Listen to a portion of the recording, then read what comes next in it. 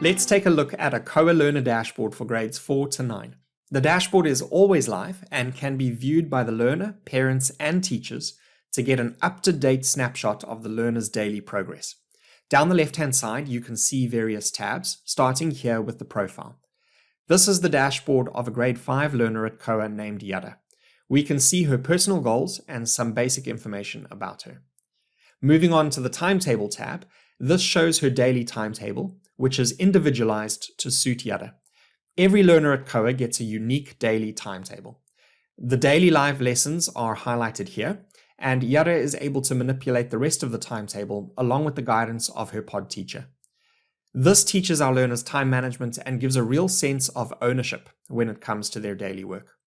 On the right, you can see a record of Yada's attendance at our various live events. And here are some helpful links. The first is to book teacher time, which is when Yada needs focused academic support for a particular task or subject. Here is a link to our Enrich platform, which hosts our extracurricular courses.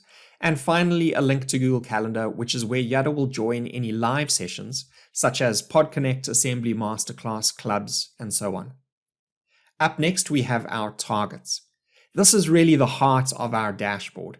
Our learners work in 2-week target sprints. And this tab gives us an overview of how well Yada is progressing towards her current work targets.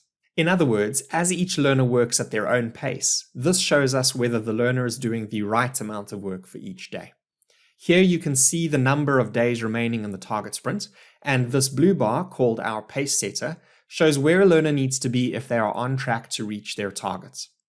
Under the pace setter, the progress in various subject areas is being tracked daily. So here we can see that Yada is on track to reach most of her targets in this sprint. She's well ahead in English and has fallen behind a bit in her Afrikaans course. In a situation like this, Yada knows that she needs to spend a little more focused time on her Afrikaans. The pod teacher might encourage her to spend a little less time on her English, seeing as she's actually reached her target there already. And a parent seeing this could check in with Yada and encourage her to book some teacher time if needed.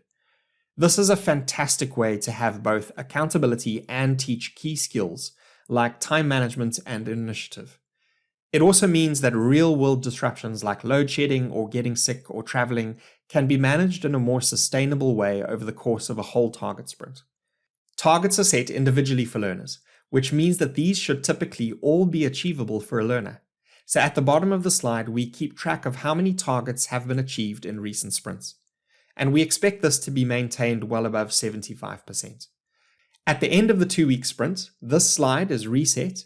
Our teachers meet with each learner and they set new targets together, and we go again.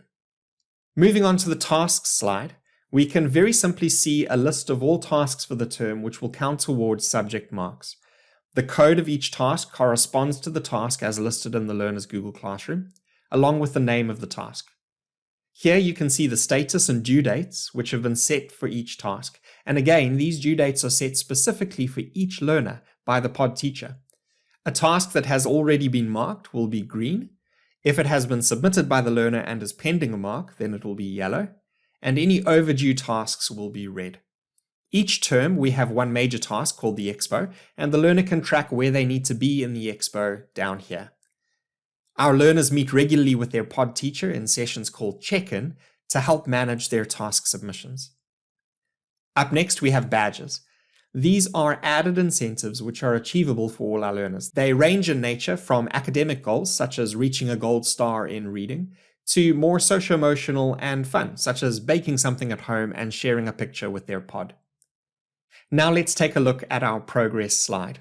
This is a graph which effectively shows the marks that a learner has received in each subject area over time. It is the slowest moving graph on the learner dashboard and spans a learner's academic progress over 3 years. Each column of points shows the marks received in a term.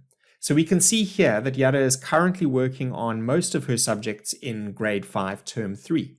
However, thanks to our mastery-based approach, it's possible to be doing some work from a different term or even a different grade in some subjects. So Yada has moved ahead in her English, where she's strong, while still doing some work from the previous term in Afrikaans. Now, rather than showing the mark as a percentage, each mark is converted into mastery points. On this graph, if a learner is in the green zone, they are effectively passing the subject.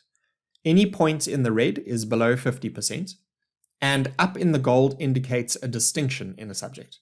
The idea behind the conversion to mastery points is twofold. Firstly, to show a learner that as they progress in a subject over time, they are growing.